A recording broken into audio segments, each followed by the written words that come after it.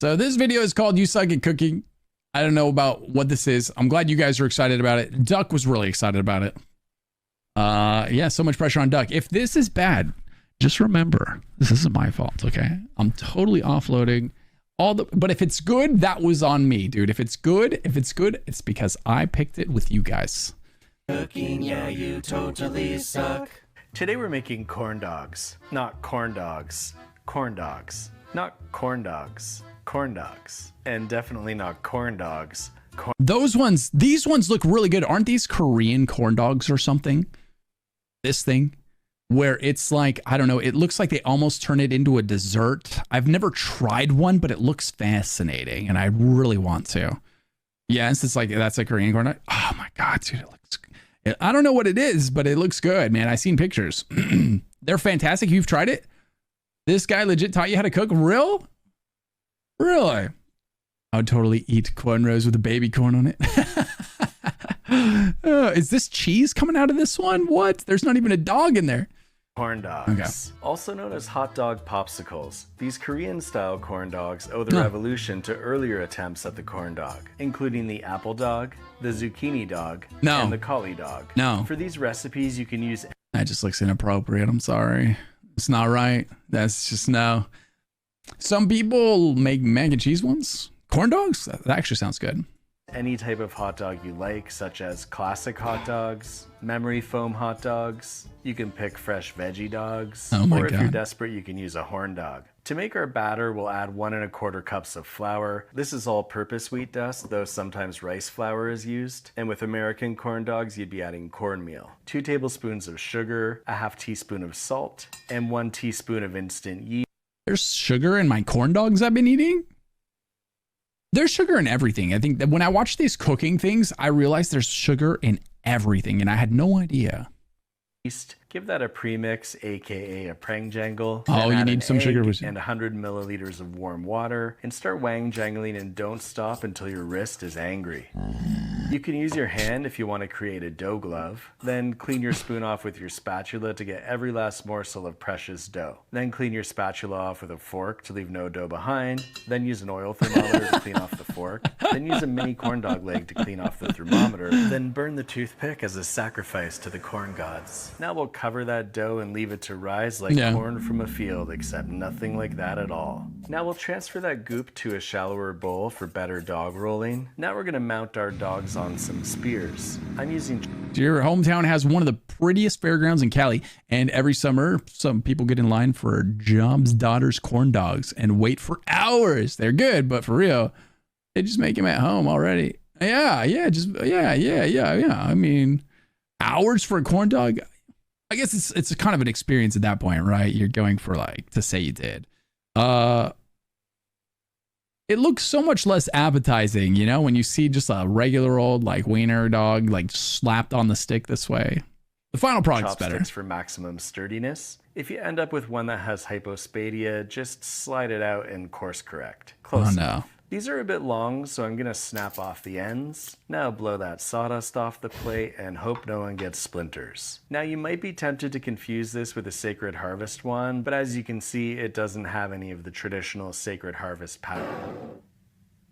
You want to make sure the dogs are bone dry for a better batter stickiness, which you can do with a paper towel, or you can use a blow dryer, or hang them out on the clothesline, or by putting a glass of water next to them so that relatively speaking they're pretty dry. And then do one last emergency hot dog drying session. Then we'll dip them in this bowl of glue, also known as corn dogule fluid. Check out those glutenin and gliadin proteins with their strong disulfide bonds, am I right? You can wet your hand and mold the dough if you like, making sure it's not too thick. Now we're ready to roll in the breadcrumbs. These are Italian-style handcrafted artisan breadcrumbs, which come from the Puglia region, which means we're creating Italian-Korean fusion cuisine, also known as Cortalian food. We'll just get a nice good coating here. I'm using an actual home deep fryer. Frying everything makes it taste good. It's the cheating way to make something taste good. You just fry it. Easy. Tastes good now. Although I've heard people say that they've tried fried butter, and I don't know about this. I have my doubts. Like a cube of butter fried? I don't know about that. It's amazing. You've tried it, but it's terrible. You've had it? Now, if only it wasn't made with hot dogs. I mean, you could theoretically put anything in the middle of this dough. Any kind of meat. You're sounding Scottish now. This is not a corn dog? What do you mean? Because it's safer than doing it on the stovetop. My general recommendation for deep frying at home is don't deep fry because it's dangerous and you don't know what you're doing. But if you're gonna disobey, I've got links below for all the safety stuff, so make sure to check it out. So that's frying for 3 minutes until it's nice and golden brown, then goes onto our wire rack to cool off for a bit. That's a good looking corn dog. It looks much better than my first attempt, which looks like a total piece of not good corn dog. Now we'll take a mozzarella rectangular prism and slide that onto our stick to create a cheese dog, which isn't a dog at all. It's a grilled cheese stick. The way he was sliding that the stabby pick into the thing with his thumb on the top, I was just waiting for him to stab his thumb. There's no corn? Yeah, aren't you supposed to put corn, like cornmeal? Something like that? Don't dip your finger in the oil either. It hurts. Yeah. Is it chopstick though? Oh, so it's not sharp on the end? Okay. All right. It's a good play then. Wait. Okay. Which also isn't grilled. Lies everywhere in the corn dog world. Watch your back. I only fried this one for around 2 minutes. Then we get this oozy goozy breadstick on a stick. And now we'll do cheese stick. This is not a corn dog. This is a cheese stick. I'm just saying. The potato dog, sometimes called the ugly potato dog. This is essentially a hot dog with French fries built in. Smart. I've got frozen hash browns here that are still frozen. You can also chop up frozen French fries, or you can use... Oh, that's... I didn't realize that was potatoes. I didn't realize that was potatoes on the Korean corn dog. I thought it was... I don't know what I thought. I thought it was like candy or something. Oh...